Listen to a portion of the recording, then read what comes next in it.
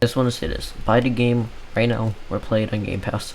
This game is like Ninja Gaiden mixed with old NES classics, and I want to say that it really feels like old NES classics, but in a good way.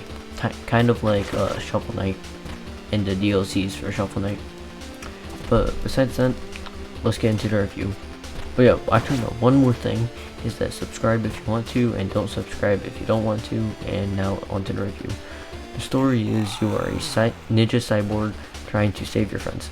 The story is basic and not that good at all, but it is like the old NES type of games, which focus more on gameplay than story. Now onto the gameplay. The gameplay is amazing AF. If you like challenging platformers, play this. This game is responsive, so every move you make feels like it's your fault besides one move in the controls, which I'll get into later. The controls are not great at all. Like, the game tried to make the controls like NES games, like you know, with the D-pad and the buttons. No, that's it. Like old NES games, so the controls can be kind of clunky. Then that's kind of a problem. Instead of modernizing it, they just left it like old NES games, which I do, you know, appreciate, I guess, but that is something to take into consideration. Also, one main problem is the ground attack. You have to press the D-pad and the attack button.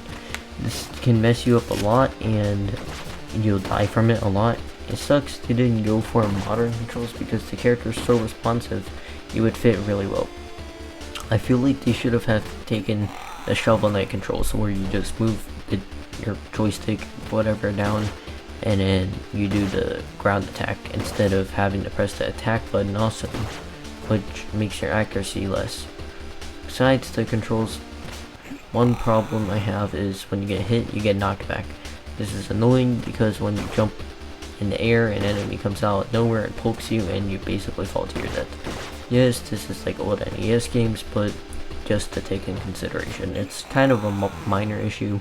It just mainly adds to the challenge. Now onto the good.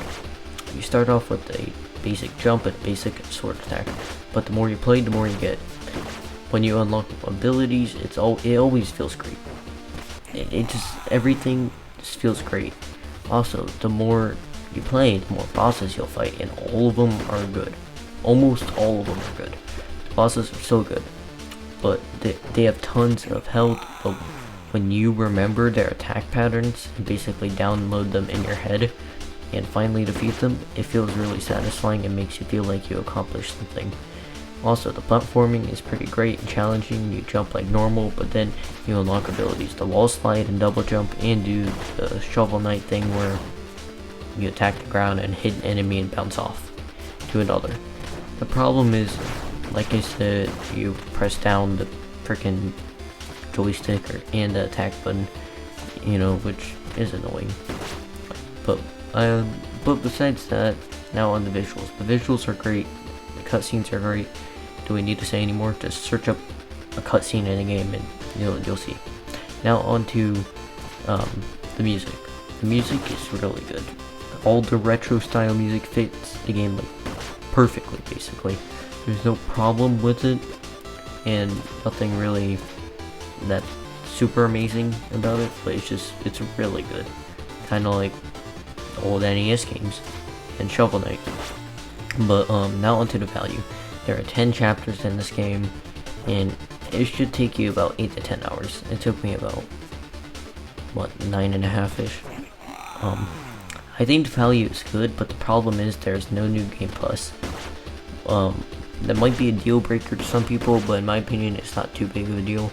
But also there's collectibles and some other stuff, but overall it's a one and done game, which is fine because it's really good quality stuff. My final verdict is the game is fun and has interesting platforming, but the controls for special moves are bad and messy. And there is no new game plus, and I give Cyber Shadow a 8.5 out of 10. It sounds like I hate this game, but I really do like it, hence the high rating. I recommend you buy the game because the bosses are just so good. It's easily worth just for bosses, and the combat is really good, and you should just buy it, unless you hate old style games, and buy.